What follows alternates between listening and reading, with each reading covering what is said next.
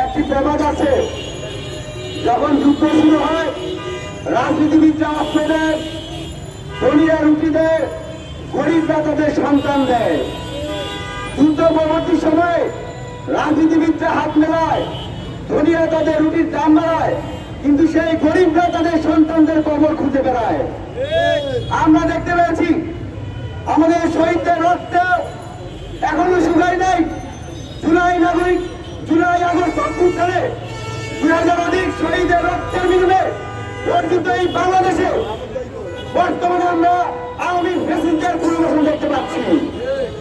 আমরা স্পষ্ট বলতে চাই, এই বাংলাদেশে আমরা যেভাবে আওয়ামী লীগ নিষিদ্ধ ঘোষিত সংগঠন ছাত্রলীগ যুবলীগকে যেখানেই দেখছি সেখানেই নিবৃত্ত করার চেষ্টা করছি, আমরা একই কথা বলতে চাই, এই সরকার যদি আওয়ামী লীগকে পুনর্বাসন করার চেষ্টা করে তাহলে এই সরকারের বিরুদ্ধে রাস্তায় নামতে আমরা দ্বিধাবোধ করবো না।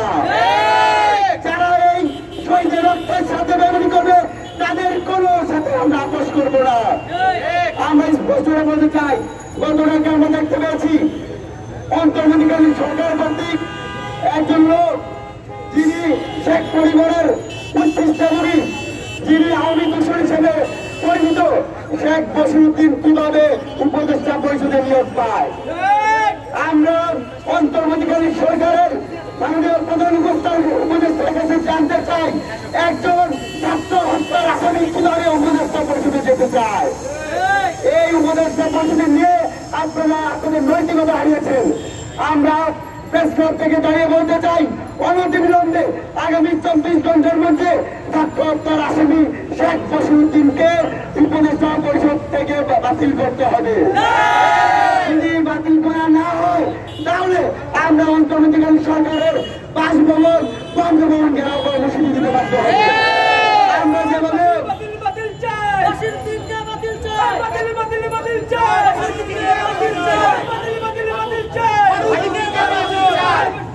আমরা যেভাবে আওয়ামী লীগের রক্ত চক্রকে উপেক্ষা করে এই দেশকে আওয়ামী ফেসিবাদ থেকে মুক্ত করেছি, একইভাবে যদি আওয়ামী লীগের পান্ডারা দূষণরা আবার যদি রাস্তায় চেপে বসে তাহলে তাদের বিরুদ্ধে আমরা উৎখাতের জন্য লড়াই শুরু করবো। কোনোভাবেই এখন আমরা দেখতে পাচ্ছি আমাদের হাসপাতালগুলিতে আমাদের বাইরে আমাদের বন্ধের হাজারি থামিলে, কিন্তু একইভাবে এসপি ডিসি থেকে শুরু করে সরকারের বিভিন্ন মন্ত্রণালয়ে আওয়ামী লীগের পান্ডাদের বিরোধ দেওয়া হচ্ছে। তাই স্পষ্টভাবেই এই অভ্যুত্থানকে ব্যাহত করার ষড়যন্ত্রে সামিল।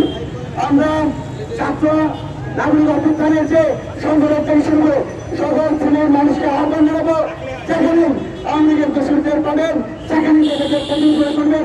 যদি এই সরকারের সর্বোচ্চ নেতা ডক্টর ইউনূসের সাথেও যদি আওয়ামী লীগের দোষীদের সম্পৃক্ত থাকে তাহলে আমরা ডক্টর ইউনূসের বিরুদ্ধে লড়াই করতে প্রস্তুত আছি।